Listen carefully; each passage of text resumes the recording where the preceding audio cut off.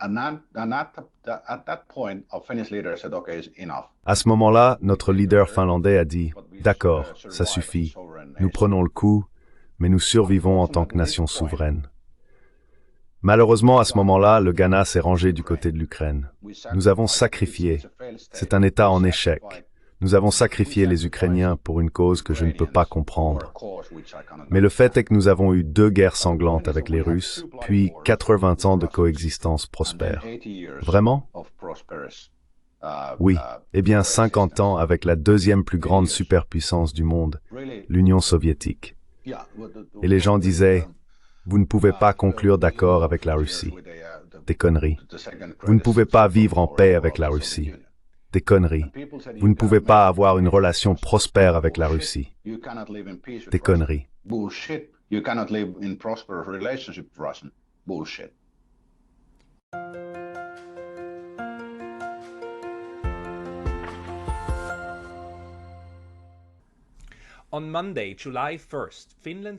Lundi 1er juillet, le Parlement finlandais a approuvé à l'unanimité un tout nouveau traité militaire avec les États-Unis, accordant aux États-Unis, et non à l'OTAN, des droits militaires sans précédent pour stationner 15 bases en Finlande, juste à côté de la frontière nord-ouest de la Russie.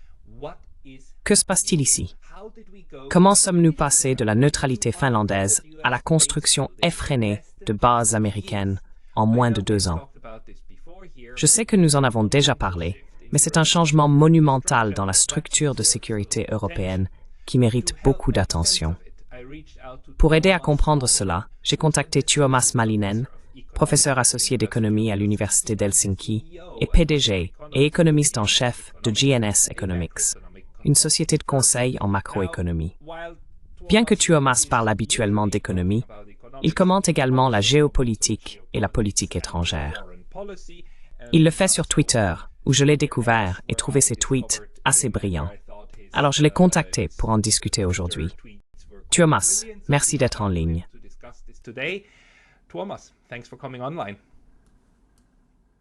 Eh bien, je suis ravi d'être ici. Merci de m'avoir invité. Non, merci d'avoir pris le temps, car je viens, pour la première fois, de télécharger et de consulter cet accord de sécurité, qui est maintenant la loi du pays. Ou laissez-moi le dire autrement, votre loi du pays est obsolète. Dans 15 endroits en Finlande, la loi américaine s'applique désormais, et le personnel américain n'a pas à payer d'impôts. Le personnel américain peut importer et exporter ce qu'il veut. Ils ne sont pas sous la juridiction de la Finlande. Si quelqu'un commet un crime, ce sont les autorités américaines qui sont responsables. Ces forces peuvent maintenant faire ce qu'elles veulent, militairement, dans ces zones, et militariser ces endroits. Tuomas, pourquoi ça s'est-il produit? Tuomas, why did that happen?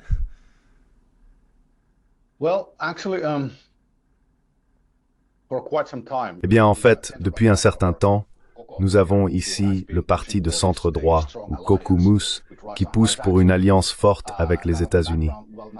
J'étais en fait un économiste de l'ombre et un ami de notre actuelle ministre des Affaires étrangères, Elina Valtonen, pendant plusieurs années.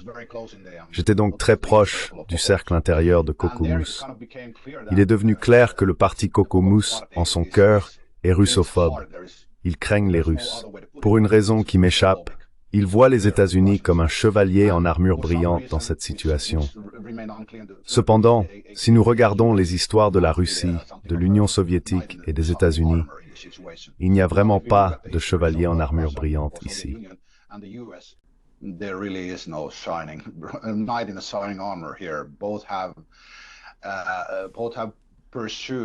Les deux ont poursuivi des objectifs géopolitiques assez impitoyables.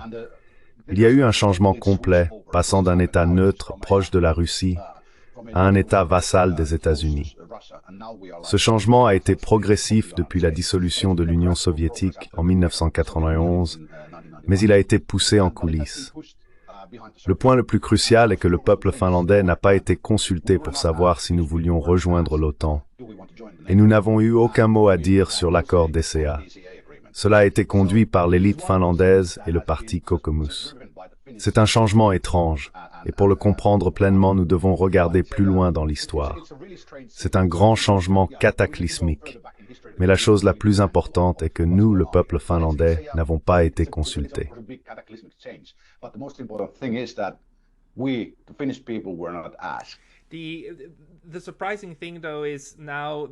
Ce qui est surprenant cependant, c'est que ce traité, comme tout traité, devait être ratifié.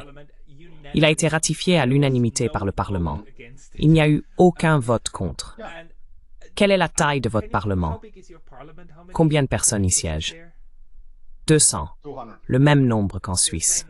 Je veux dire, avec ce genre de chiffres, on s'attendrait à ce qu'au moins quelques voix soient contre. Comment expliquez-vous que même parmi les législateurs, cela semble une affaire conclue?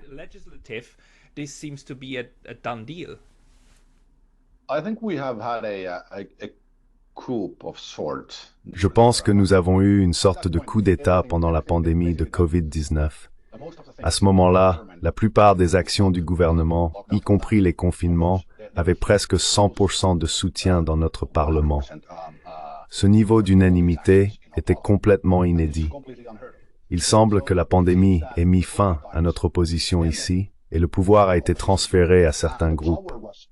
Un haut responsable de notre ministère de la Santé m'a dit en février 2021 que toutes les instructions sur la manière de gérer la crise du COVID-19 provenaient d'une source extérieure, en dehors de la Finlande.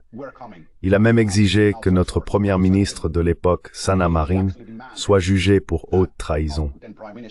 Les gens n'ont jamais été consultés sur ce que nous voulions faire concernant les mesures de la pandémie.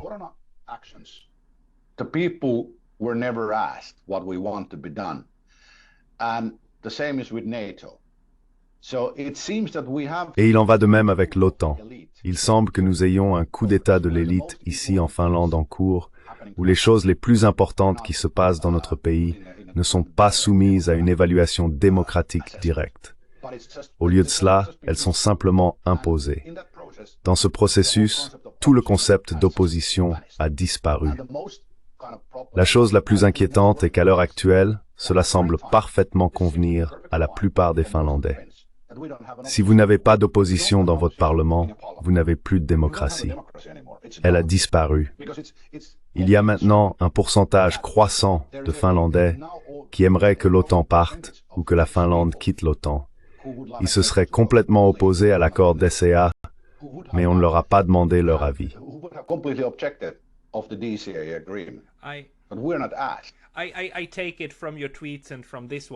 Je comprends, d'après vos tweets, et celui-ci, que vous appartenez au groupe très mécontent de cette évolution.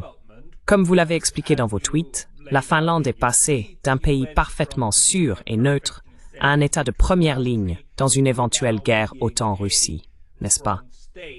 Je veux dire, s'il y a une guerre OTAN-Russie, la Finlande devrait être attaquée par la Russie. Il n'y a tout simplement aucun moyen d'éviter cela, n'est-ce pas? Cela fait maintenant de la Finlande un État de première ligne, tout comme la Suède.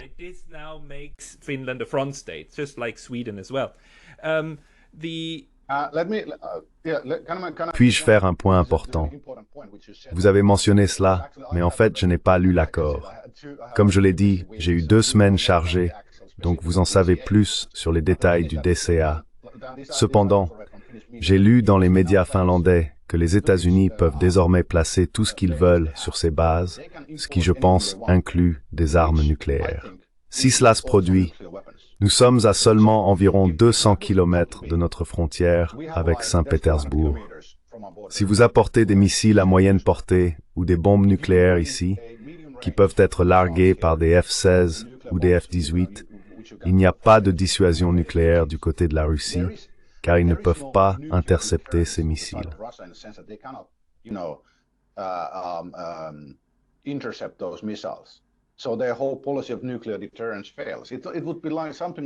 Donc, toute leur politique de dissuasion nucléaire échoue.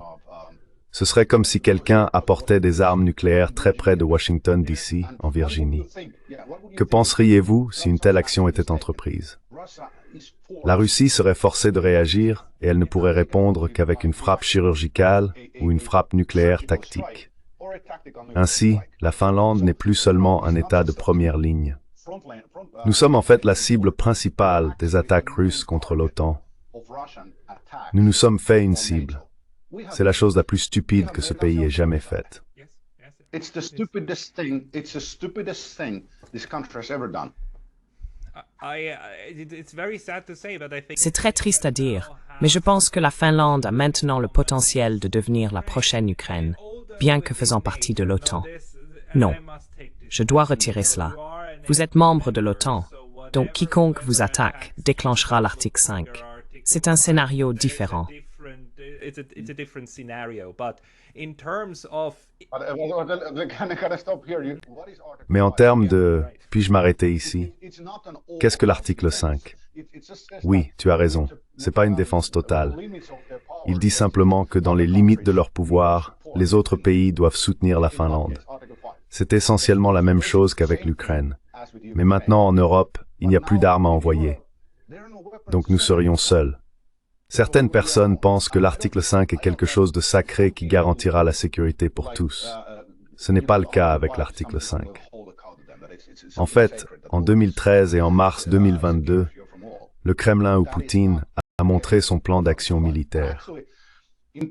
In 2013 and 2022, in March 2022, Kremlin or Putin showed his plan of military actions in Nordics if there would Dans les pays nordiques, s'il y avait une guerre entre l'OTAN et la Russie, il y aurait eu 2 bombardements nucléaires sur Stockholm, la capitale de la Suède.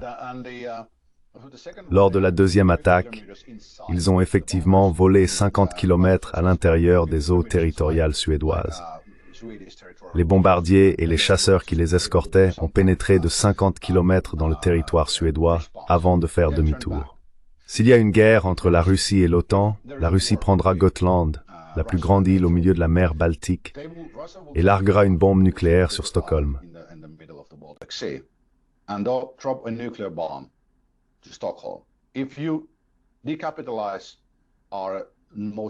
Si vous décapitez notre ville la plus importante, Stockholm, vous paralysez toute la défense des pays nordiques.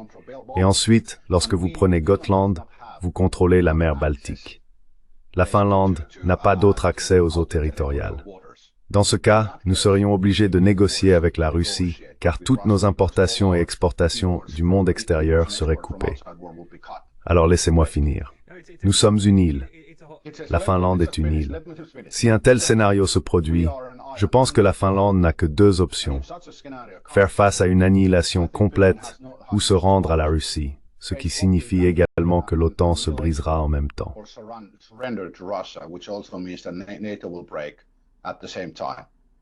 So Finland is both the strongest. Donc, la Finlande est à la fois la plus forte militairement et la plus faible stratégiquement au sein de l'OTAN. Je ne suis pas sûr que les dirigeants de l'OTAN aient même pris cela en compte lorsqu'ils ont accepté la Finlande. Mais le Kremlin a sûrement une stratégie dans les pays nordiques. En 2013 et 2022, Poutine nous a montré ce que c'est. Quand je l'ai compris, j'ai pensé, d'accord, nous sommes complètement foutus. Avec ou sans l'OTAN, nous sommes foutus. Si nous n'étions pas dans l'OTAN et qu'il y avait une guerre, nous pourrions négocier et rester neutres. Mais maintenant, nous ne pouvons pas. Donc il est très probable que la Finlande vient de signer son propre certificat de décès ou peine de mort. C'est quelque chose que je devais te dire. Okay, but that's something I needed to tell you. No, I agree with you. Like in Non, je suis d'accord avec vous. En termes de stratégie militaire, c'est une stratégie du tout ou rien pour la Finlande. Soit cela va fonctionner et maintenir la paix, soit si la paix se brise, alors nous sommes morts. Et la Finlande sera certainement morte. L'Allemagne, la France, le Royaume-Uni, ils pourraient survivre, selon la tournure des événements. Mais la Finlande sera certainement morte. C'est tout. C'est comme...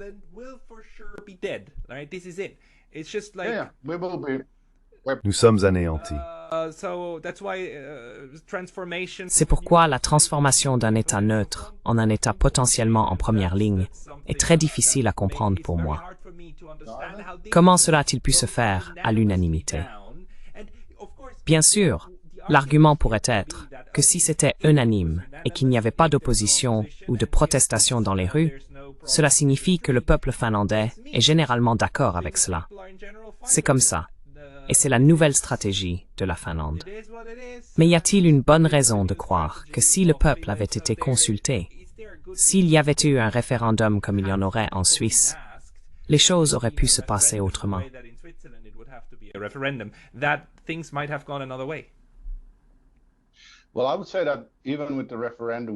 Eh bien, je dirais que même avec un référendum, nous aurions accepté l'adhésion à l'OTAN.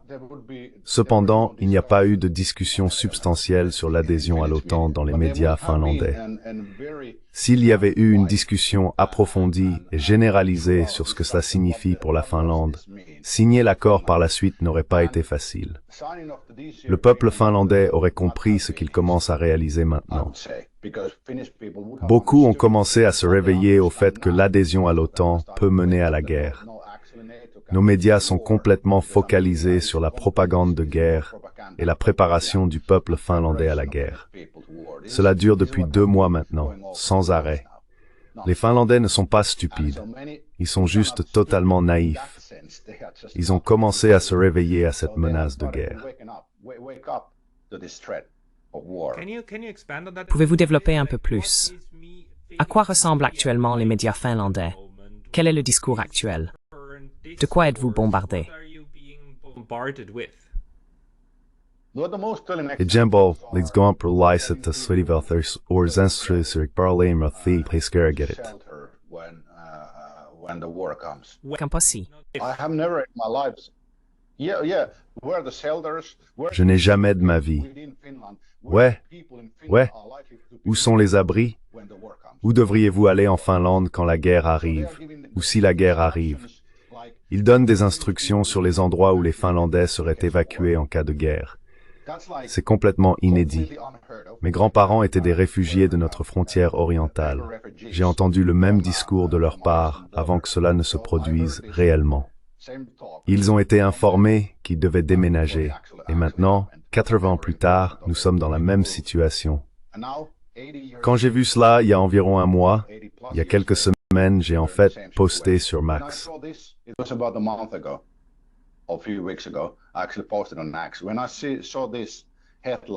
Quand j'ai vu ce titre, j'ai pensé d'accord, maintenant, nous savons où nous allons. Au cours des 2 dernières années, selon nos médias, Poutine aurait dû mourir au moins 12 fois. Il est censé être mortellement malade et tout ça. La Russie a été dépeinte comme perdant tout le temps en Ukraine. Maintenant, soudainement, nous sommes à court d'armes et la Russie est une menace pour toute l'Europe. Nous avons été sous une propagande constante depuis février 2022. Mais ce n'est que pendant les 2 derniers mois qu'il y a eu un changement vers la préparation du peuple finlandais à la possibilité de la guerre. La Finlande sera effectivement en guerre.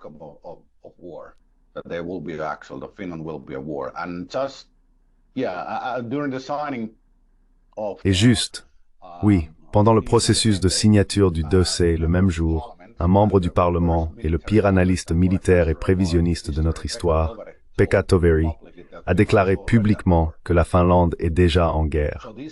Ce sont tous des signes et des messages utilisés pour préparer la Finlande à la possibilité d'une guerre contre la Russie. Cependant, de nombreux Finlandais ne croient pas à cela. Les jeunes disent « Nous n'allons pas au front ». Personne ne dit encore que vous devez aller au front, mais je soupçonne que ce genre de discours commencera d'ici la fin de l'été ou au début de l'automne.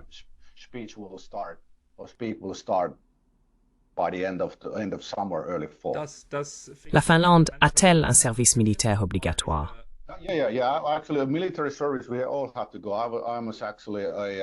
En fait, le service militaire est obligatoire. Nous devons tous y aller. J'étais chef de groupe dans la compagnie de génie d'une brigade blindée. Cependant, j'ai démissionné de l'armée en septembre. J'aurais volontiers défendu la Finlande, mais je ne participerai pas aux guerres de l'OTAN.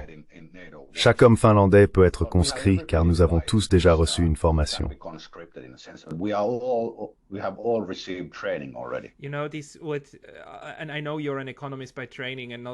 Et je sais que vous êtes économiste de formation et pas très porté sur les relations internationales. Mais je ne peux pas comprendre cette crise du réalisme en Europe. Tout le cadre réaliste repose sur l'idée que les pays et leurs dirigeants prennent des décisions dans l'intérêt national. L'intérêt national prime sur tout le reste, y compris la sécurité. Mais il y a autre chose ici. Cela me semble si clairement, simplement, fondamentalement suicidaire. Prêt à aller en guerre pour l'OTAN, pour les États-Unis, et peut-être pour une bonne cause, je ne sais pas.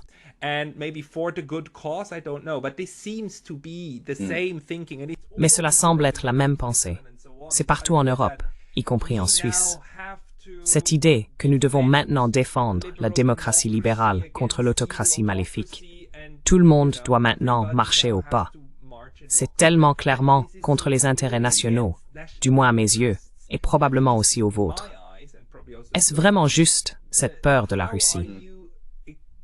Le moment du 24 février 2022 a-t-il été si choquant pour l'âme finlandaise qu'il a essentiellement rejeté la pensée réaliste des modèles d'action-réaction?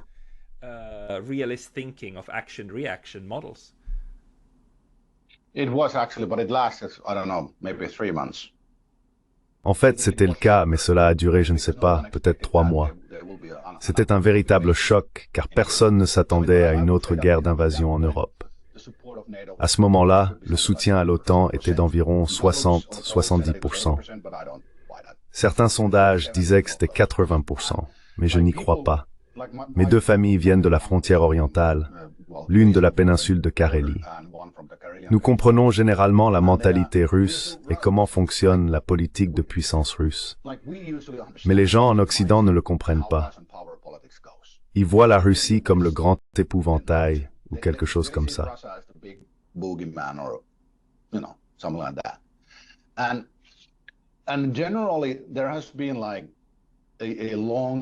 Et en général, il y a eu une compréhension de longue date de la géopolitique russe, des objectifs, de la culture, de la psychologie et de l'âme dans le système politique finlandais.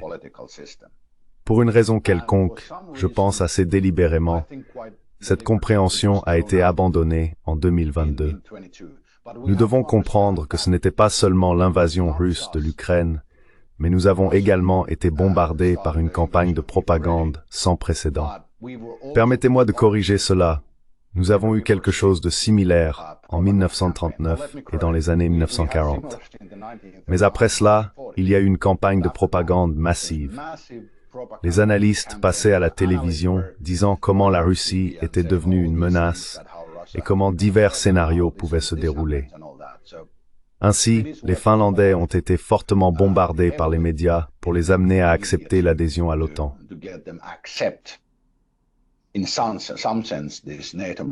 Pouvez-vous expliquer? Il m'a fallu 6 mois pour comprendre que nous étions sous la propagande de guerre. L'idée que les médias finlandais présentent au moins quelques points de vue objectifs et ne se livrent pas entièrement à la propagande était si ancrée qu'il m'a fallu 6 mois pour m'en rendre compte.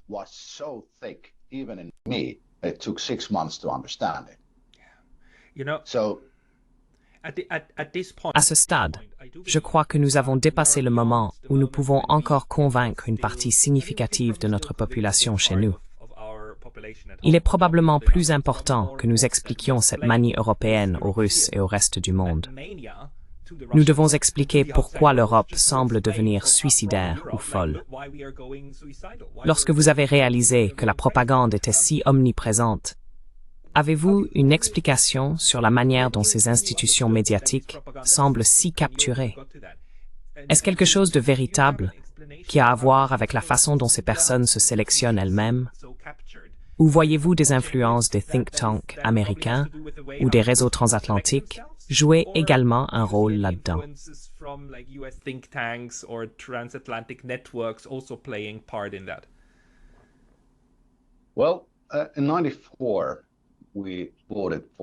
Eh bien, en 1994, nous avons voté pour l'adhésion à l'Union européenne.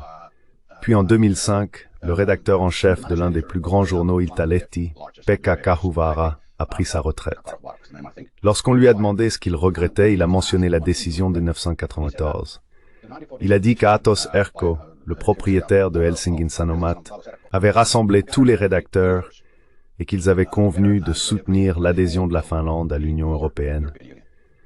Il a essentiellement dit qu'à ce moment-là, l'objectivité des médias finlandais était morte.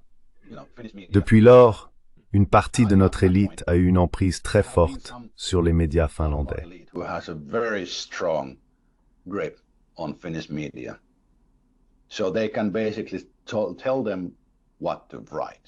Alors ils peuvent essentiellement leur dire quoi écrire. Et d'où viennent leurs instructions? Eh bien, probablement de l'élite mondiale, qui inclut probablement les États-Unis. C'est la chose la plus étrange. Nos médias étaient plus libres quand l'Union soviétique était juste à côté de nous qu'ils ne le sont maintenant. Un chercheur des politiques gouvernementales finlandaises m'a dit il y a quelques années que lorsque l'Union soviétique s'est effondrée, il y a eu une véritable panique parmi les hauts fonctionnaires de la Finlande. Ils se demandaient d'où allons-nous prendre nos ordres maintenant.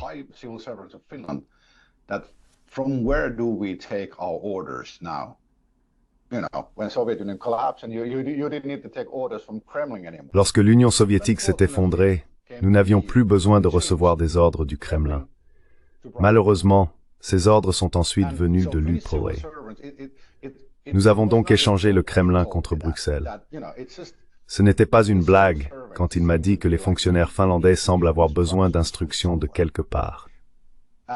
Pour une raison quelconque, les personnes au pouvoir en Finlande ont une si faible estime de soi qu'elles estiment devoir obtenir leurs instructions d'ailleurs. Les Finlandais sont fiers de notre nation et de notre histoire. Mais nos dirigeants sont juste des sacs de sang complets. Je ne sais pas ce que c'est.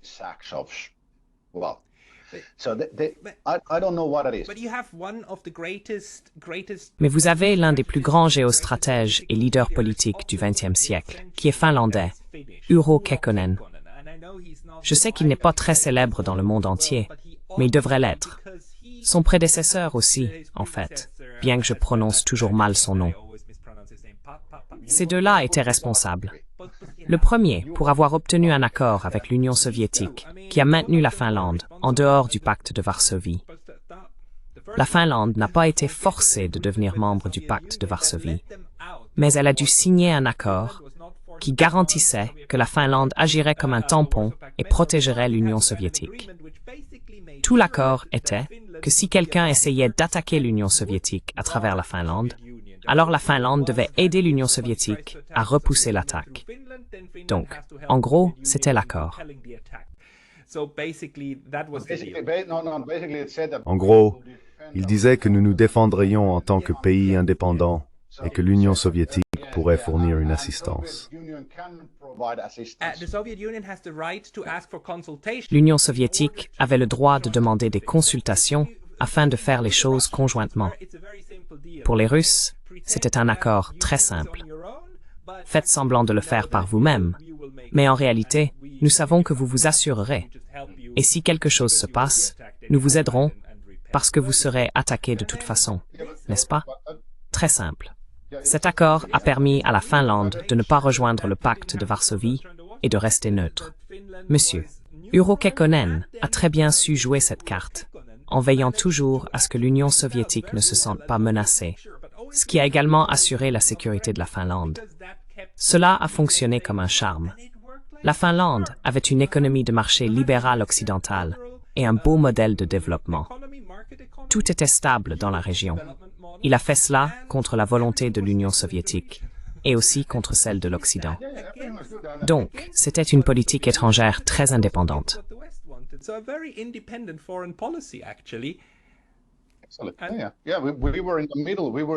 Oui, nous étions au milieu.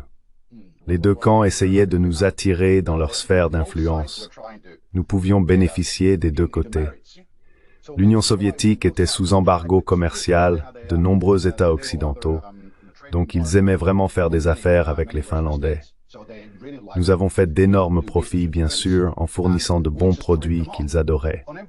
Nous avions tellement de pouvoir de négociation que nous avons obtenu les meilleures offres de l'histoire du commerce. C'était vraiment génial. La seule exigence était que nous avions certaines limitations sur les chars et la puissance militaire. J'étais dans une brigade blindée et dans le leadership, on nous disait des choses différentes de celles des militaires ordinaires.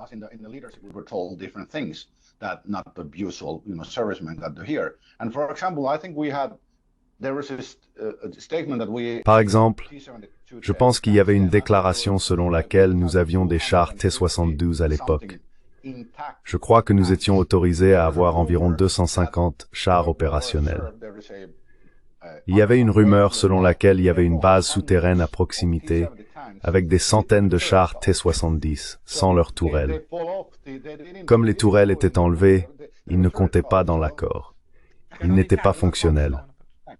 La Finlande a joué à ces jeux de manière remarquable au fil des ans. Il y a eu diverses menaces au cours de ces nombreuses années, mais Kekkonen a réussi à naviguer habilement dans la situation. Comme vous l'avez mentionné, c'était une approche assez unique. Si vous regardez en arrière, surtout au début des années 1950, nous avions plus.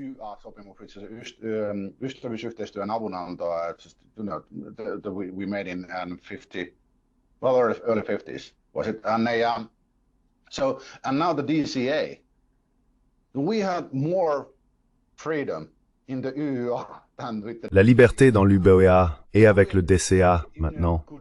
Oui, l'Union soviétique ne pouvait pas venir ici avec des armes. Ils avaient quelques bases de location en Hongrie, et tout ça pendant un certain temps, mais ils ne pouvaient tout simplement pas empiéter sur l'indépendance et la souveraineté finlandaise. Ils ne pouvaient pas marcher dessus. Maintenant, avec le DCA, les États-Unis ne le peuvent pas non plus. Comment cela est-il possible?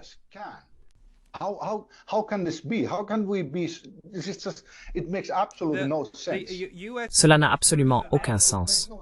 Le personnel militaire américain peut maintenant aller en Finlande, visiter n'importe quel magasin finlandais, acheter n'importe quoi, garder le reçu, et ensuite à la fin du mois demander simplement le remboursement de la TVA.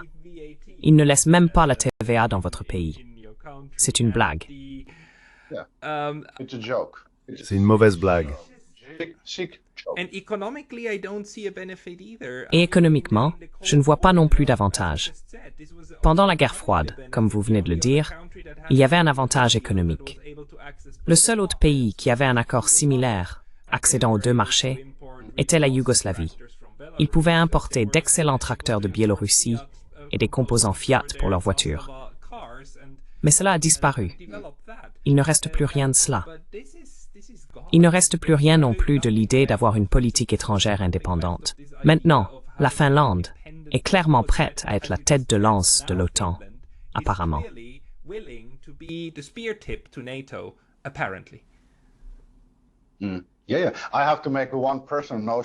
Oui, je dois faire une remarque personnelle. Vous avez mentionné les excellents tracteurs de Biélorussie. En fait, sur la ferme de mes grands-parents, il y avait un tracteur biélorusse pendant longtemps, et c'était l'une des machines les plus horribles qui soient. C'était un morceau de ferraille complètement inutile. Eh bien, il fonctionnait et faisait le travail, mais il n'avait rien de spécial. Je l'ai conduit de nombreuses fois dans les champs, et c'est tannings horrible.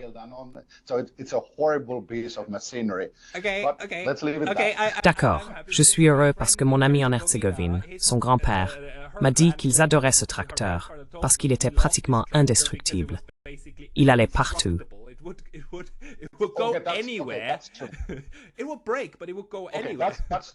Ça se casserait, mais ça irait n'importe où. C'est vrai. C'est horrible à utiliser, mais on pourrait le réparer jusqu'à la fin des temps. C'était indestructible. D'accord, c'est un bon point. Je ne donnerai pas de bonne note à cette machinerie agricole, mais si vous êtes dans un pays où vous ne pouvez pas obtenir des pièces de rechange tout le temps, alors cela a du sens. Oui, oui. D'accord. Assez parlé de tracteurs, peut-être.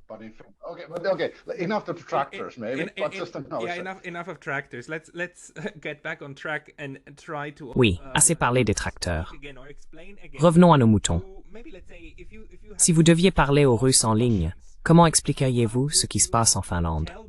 Voyez-vous des chances d'amélioration? Comment l'Europe peut-elle réparer sa relation avec la Russie sans aller à la guerre? C'est un problème sérieux. Pensez-vous qu'il peut être résolu avec le temps? L'accord de stationnement est valable pour 10 ans et peut être résilié dans l'année qui suit.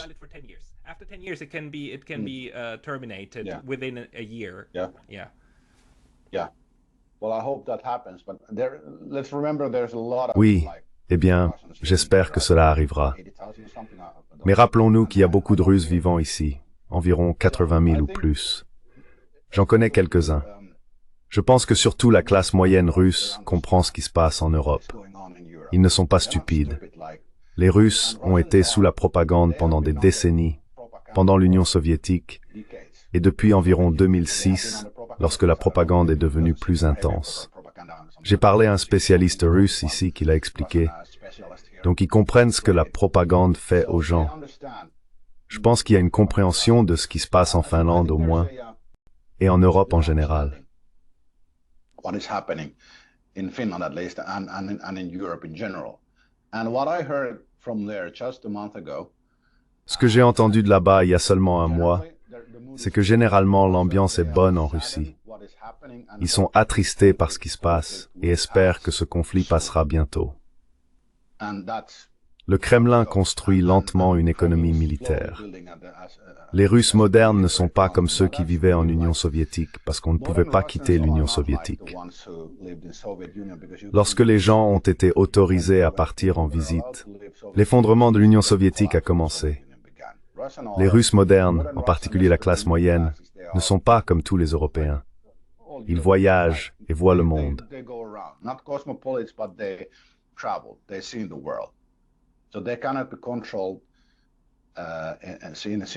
Ils ne peuvent donc pas être contrôlés de la même manière que les gens qui vivaient en Union soviétique. Ce qui est inquiétant, cependant, c'est que Poutine dit aux Russes que l'OTAN est une menace. Récemment, il semble que les Russes commencent à le croire. Je commence aussi à le croire, ce qui est préoccupant. Ce développement peut conduire à un soutien général pour des opérations contre l'OTAN dans l'esprit des Russes. C'est ainsi que l'on construit le soutien à la guerre. Le Kremlin le fait comme une mesure d'autoprotection. Ils le construisent à cette fin. Je ne pense pas une seconde que le Kremlin veuille une guerre contre l'OTAN. Mais l'OTAN a une capacité offensive intégrée, ce qui est complètement différent.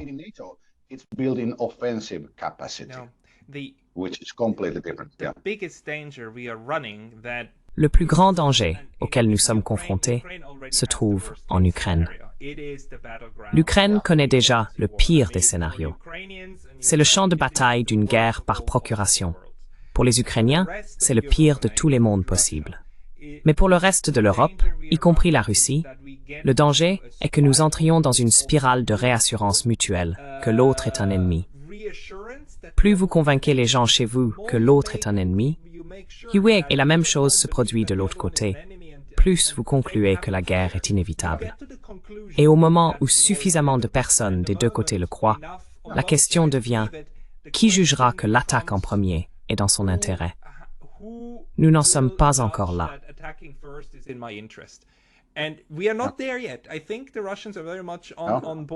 Je pense que les Russes sont tout à fait d'accord pour éviter cela. Mais si nous sortons de cet état d'esprit, nous savons que Vladimir Poutine, en Europe et en Occident, est présenté comme le plus grand belliciste depuis Adolf Hitler. Cependant, en Russie, il est critiqué pour ne pas être assez ferme, pour être trop retenu. Il y a des gens qui veulent lever ces restrictions. Plus les Européens exercent de pression avec ces bases, etc., plus ces personnes auront d'arguments pour escalader. Pensons simplement à la dernière fois que cela s'est produit en Europe. Quand avons-nous diabolisé une nation en Europe? C'était dans les années 1930, dans l'Allemagne nazie. C'est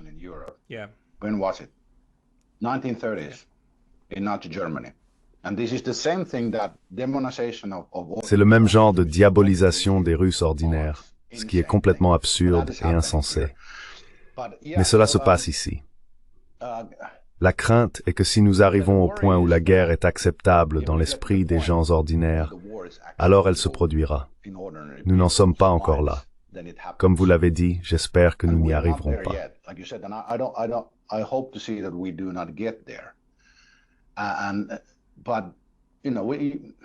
Yeah, it's okay. No, we are. We need. That's why I say we need to get out of this spiral of. C'est pourquoi je dis que nous devons sortir de cette spirale de la mort. Nous nous dirigeons toujours vers une 5e guerre générale européenne en 400 ans. La question pour moi est, que pouvons-nous faire en tant que société civile? C'est pourquoi j'aimerais savoir de vous. Y a-t-il une humeur parmi les Finlandais avec lesquels vous interagissez qui dit, à un moment donné, cela doit s'arrêter? Y a-t-il des groupements? Peut-être pas des partis politiques, mais même des organisations de la société civile qui ne sont pas d'accord avec le message et commencent à riposter.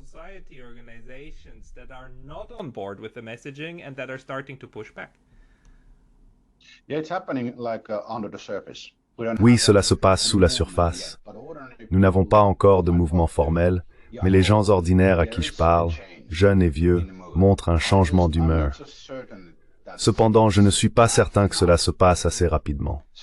Je pense que cela progresse trop lentement parce que nous avons cette confiance injustifiée dans les médias et notre gouvernement que nous ne devrions pas avoir.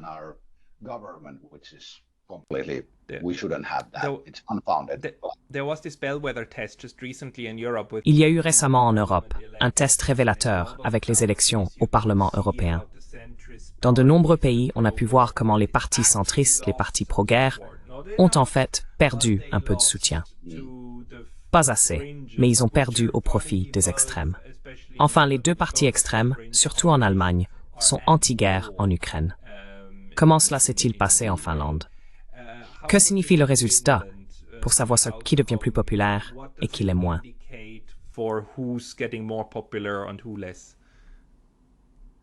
Eh bien, rien de significatif sur Iceland. Non. Rien ne s'est passé ici, ce qui était oui. Rien. Je ne sais pas, c'est comme d'habitude. Nous n'avons pas eu de changement majeur. Le problème est qu'il n'y a pas de place pour changer. Il n'y a pas d'opposition. Alors où allez-vous aller? Vous n'allez nulle part. Mon point de vue était de ne pas voter. C'était mon argument. Ne votez pas parce qu'il n'y a aucune raison de voter. Lors de nos élections présidentielles, il y avait environ 8 candidats. C'était comme au bon vieux temps de l'Union soviétique, quand les dirigeants étaient si gris. Ils étaient tous si gris. Par exemple, il n'y avait pas un seul candidat pour la paix en Finlande.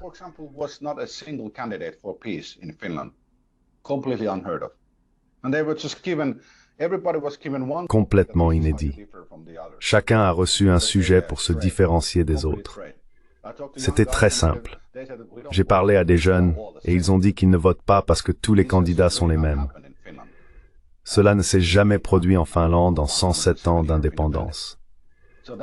Il y a quelque chose de sérieusement cassé dans ce pays et c'est incompréhensible. Il faudra plus de temps pour que les Finlandais se réveillent. Je crains que cela n'arrive pas avant que la première bombe ou missile ne tombe sur notre sol. Alors ça commencera, mais j'espère me tromper.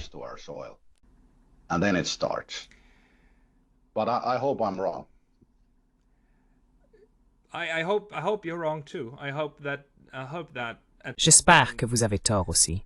J'espère qu'à un moment donné, la peur nue prendra le dessus. Et en fait, permettez-moi de clarifier, cette chose est d'une importance cruciale.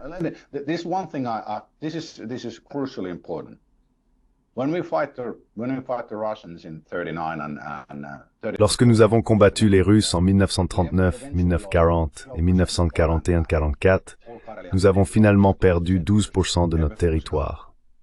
Toute la péninsule de Carélie, qui est proche de Saint-Pétersbourg, était partie. Mais le peuple finlandais ne pensait pas que c'était une perte catastrophique. À la fin de février 1940 et à l'été 1944, il y a eu un moment où toutes les lignes de front s'effondraient. Si cela s'était produit, nous aurions eu des pertes massives. Nous aurions perdu la majeure partie du territoire finlandais et notre société et notre économie n'auraient pas pu se rétablir. À ce moment-là, nos dirigeants finlandais ont dit « D'accord, c'est assez. Nous prenons le coup mais nous survivons en tant que nation souveraine. Malheureusement, ce n'est pas le cas de l'Ukraine. Nous avons sacrifié, et c'est un État en échec. We sacrificed. It's a failed state. We sacrificed Ukrainians for a cause which I cannot understand. Nous avons sacrifié les Ukrainiens pour une cause que je ne peux pas comprendre. Mais le point est que nous avons eu 2 guerres sanglantes avec les Russes et ensuite 80 ans de coexistence prospère. Vraiment 80 ans. Eh bien, un peu plus de 50 ans avec la deuxième plus grande superpuissance du monde, l'Union soviétique. Et les gens disaient, vous ne pouvez pas conclure d'accord avec la Russie. C'est absurde. Vous ne pouvez pas vivre en paix avec la Russie. C'est absurde. Vous ne pouvez pas avoir une relation prospère avec la Russie. C'est absurde. L'exemple finlandais prouve qu'ils ont tous tort. Maintenant, malheureusement, nous l'avons abandonné. Cela fait de nous la nation la plus stupide qui soit, mais parfois il faut être stupide pour redevenir sage, je suppose. Notre exemple de la Seconde Guerre mondiale jusqu'à aujourd'hui, mon vous pouvez perspérer et côté des géopolitiques comme la Russie et les États-Unis. Alongside a kind of a geopolitical monster that Russia and the US are. So, yeah. And you don't do it by making yourself the spear tip of the Et vous n'y parvenez pas en vous faisant le fer de lance d'une autre puissance. C'est, je pense, la plus grande victoire des États-Unis en géopolitique. Ils n'ont jamais gagné sur le champ de bataille, parce qu'ils continuent de perdre là-bas, mais ils ont gagné dans l'esprit des gens. C'est un moment sans précédent. Nous n'avons jamais eu une époque où une grande puissance a pu, non pas par les armes, conquérir des terres, mais idéologiquement capturer des nations entières et les faire se conformer comme une horloge. C'est fascinant et une victoire que nous devons attribuer aux États-Unis. L'Union soviétique, la Russie et la Chine n'ont jamais réussi cela. Ils sont loin d'inspirer autant de crainte, d'amour et d'admiration, au point où d'autres nations sont prêtes à se sacrifier pour le bien supérieur de ce qui vient des États-Unis. J'ai une question.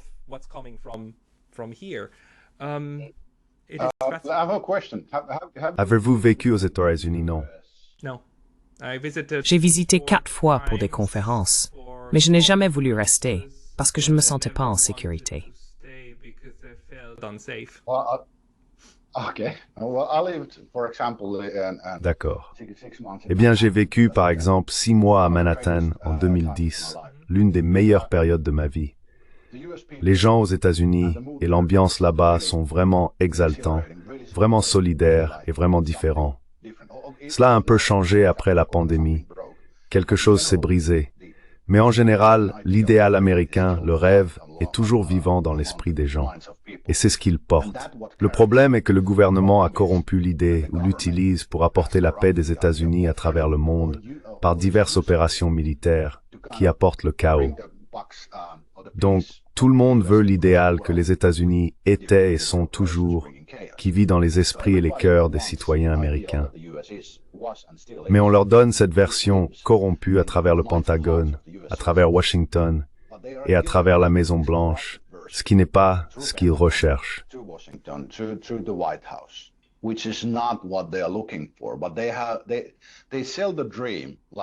Mais ils vendent le rêve.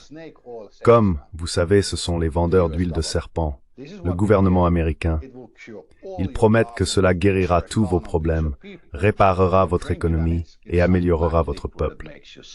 Puis vous le buvez, et c'est un liquide noir qui vous rend malade. Et ensuite, vous avez des bases militaires dans votre pays, et vous vous demandez quand les Russes vont frapper. Donc, c'est une opération de marketing et de propagande parfaitement exécutée de la part du gouvernement américain. Mais l'idée des États-Unis, avec sa liberté et son indépendance, est quelque chose pour laquelle nous devons nous efforcer.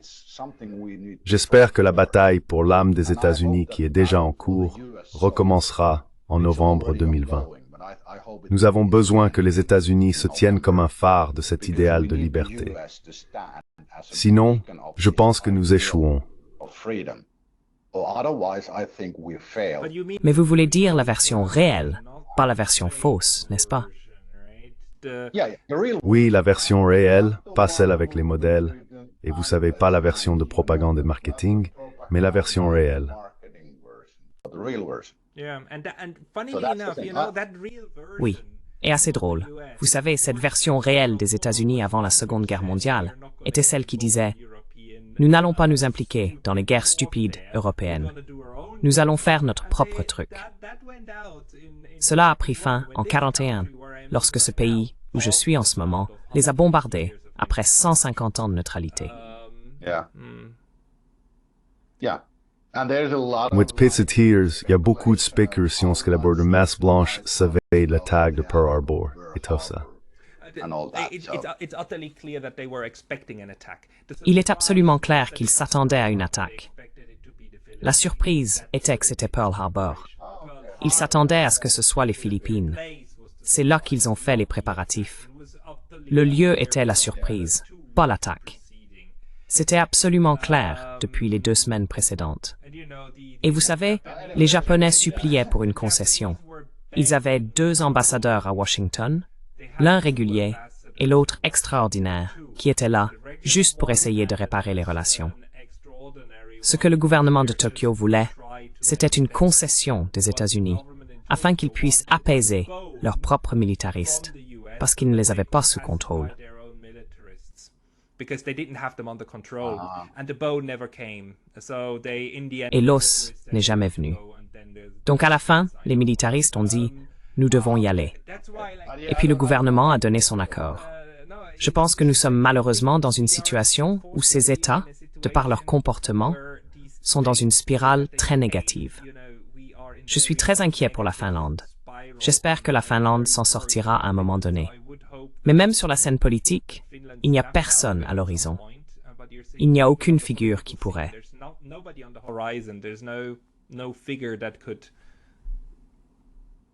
No, I think it will start. If it Non, starts, I hope it je pense que ça va commencer. Si ça commence, something like a grassroots. j'espère que ce sera une révolution populaire en Finlande. Finnish people is that Le truc avec les Finlandais, c'est que, comme les Français, ils se révoltent. C'est ce qu'ils font. Les Finlandais cèdent quand ils sont poussés, mais il arrive un moment où ils en ont assez. Et puis les choses commencent à se passer. Donc je m'attends à ce que dans 5 ans peut-être, nous verrons beaucoup de gars d'âge moyen avec des battes de baseball marcher sur la rue Mannerheim vers le Parlement pour dire aux politiciens corrompus qu'ils en ont fini. Say to the corrupt politicians that now we're done. The Finnish, we carry like the idea of Les Finlandais portent l'idée de « ne nous embêtez pas, ne touchez pas à nos familles ». families. So C'est profondément ancré dans la psyché des hommes finlandais, par exemple, mais cela a juste été endormi. C'est là, et nous n'avons même pas besoin de réellement nous révolter pour le faire ressortir. Si les mentors finlandais disaient simplement « ça s'arrête maintenant », je pense que nos politiciens y mettraient fin. C'est donc mon espoir. Je place mon espoir dans les bonnes personnes de France et aussi dans les bonnes personnes de Finlande. Les hommes de Finlande, à un moment donné qui n'est pas très loin, deviendront un point de bascule. Ils diront « ça suffit maintenant ». J'espère. Je suis optimiste quant à l'arrivée de ces choses. Et les Français, je pense qu'ils commencent déjà. Je le pense aussi. Voyons comment se déroulent les élections dimanche et comment ils les interprètent. Terminons sur cette note optimiste, en espérant que nous pourrons éviter une 3e guerre mondiale. Tuomas Malinen, où les gens devraient-ils vous suivre? Twitter est-il le meilleur endroit pour vous suivre? Publiez-vous ailleurs?